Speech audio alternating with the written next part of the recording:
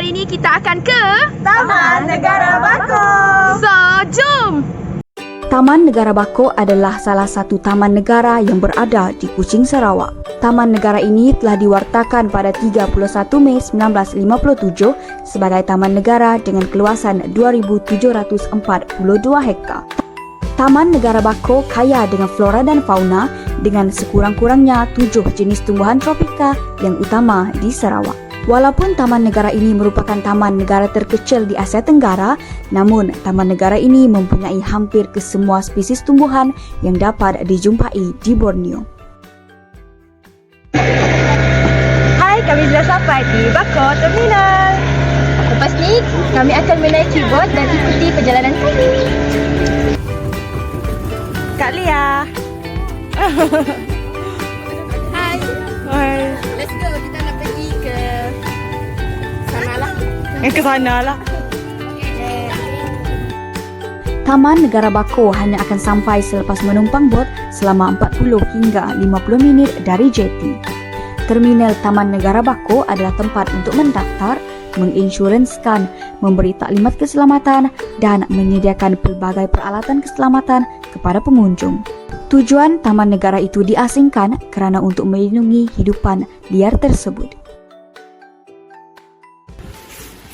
Sekarang kita dah sampai di Taman Negara Bako, jadi Jom ikuti kami. menerokai aktiviti ekopelancongan yang berada di sini. Taman negara ini juga ada menyediakan tempat penginapan seperti chalet, hostel dan tapak perkemahan bagi mereka yang berhasrat untuk bermalam di sini. Terdapat chalet untuk 6 orang, hostel untuk 12 orang dan tapak perkemahan yang luas. Taman negara ini sesuai untuk individu yang mempunyai minat terhadap aktiviti lasak kerana aktiviti mendaki gunung boleh dilakukan di sini. Terdapat 18 laluan atau trails yang boleh diterokai di sini. Setiap trails mempunyai penerokaan yang berbeza. Ada trails yang akan membawa pengunjung ke kawasan air terjun, tanjung, klif, teluk, bukit atau pantai. Selain itu, aktiviti malam untuk melihat binatang-binatang malam juga dapat dilakukan di sini dengan bantuan ranger hutan. Monyet protoboskis yang hanya dapat dilihat di Borneo menjadi tumpuan di antara hidupan liar yang lain seperti monyet dan babi hutan.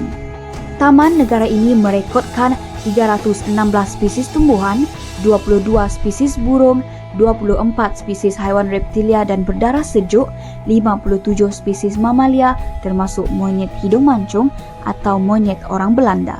Berada di taman negara ini membuat kami terasa sangat dekat dengan alam semula jadi yang indah dan berasa bersyukur kerana spesies flora dan fauna yang terancam telah dipelihara dengan baik.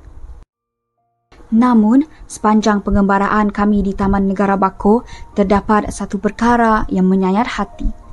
Penemuan sampah sarap di sekitar pantai dan kami telah menyaksikan haiwan yang dipelihara di taman negara tersebut telah memakan sampah sarap tersebut.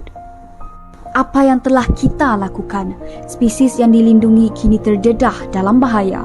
Hanya dengan beberapa saat, lihat apa yang kita telah lakukan. Kita menerima pendidikan untuk menjadi seorang yang lebih baik, seseorang yang membuat keputusan yang betul dan menjadi seorang yang berguna kepada masyarakat dan alam.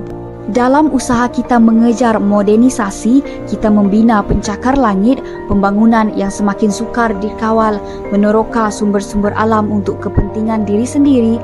Itu bukanlah satu tindakan yang bijak jika terdapat makhluk yang tersiksa lantaran daripada kemajuan itu.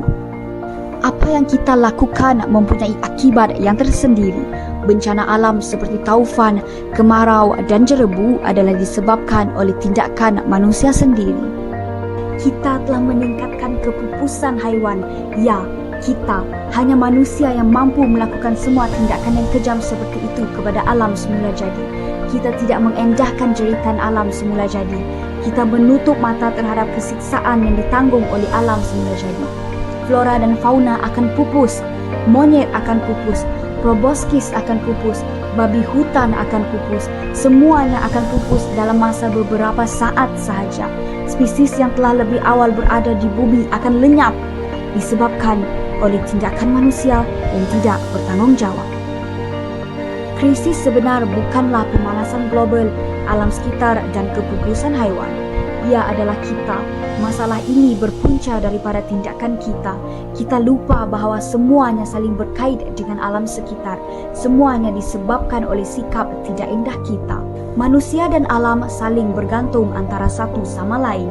Kita berhak untuk makan makanan yang selamat daripada sumber yang baik, minum air minuman daripada sumber yang bersih, dan menghirup udara yang bebas toksin.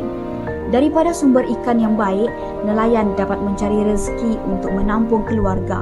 Ini adalah hak semula jadi yang patut dirasai oleh semua makhluk di muka bumi. Sedarlah wahai manusia, bangkit dari tidurmu, buang perasaan tidak endahmu, dengarlah jeritan alam semula jadi. Kita bersatu sebagai manusia yang mencintai alam sekitar. Marilah kita berusaha memelihara flora dan fauna yang hampir pupus ini.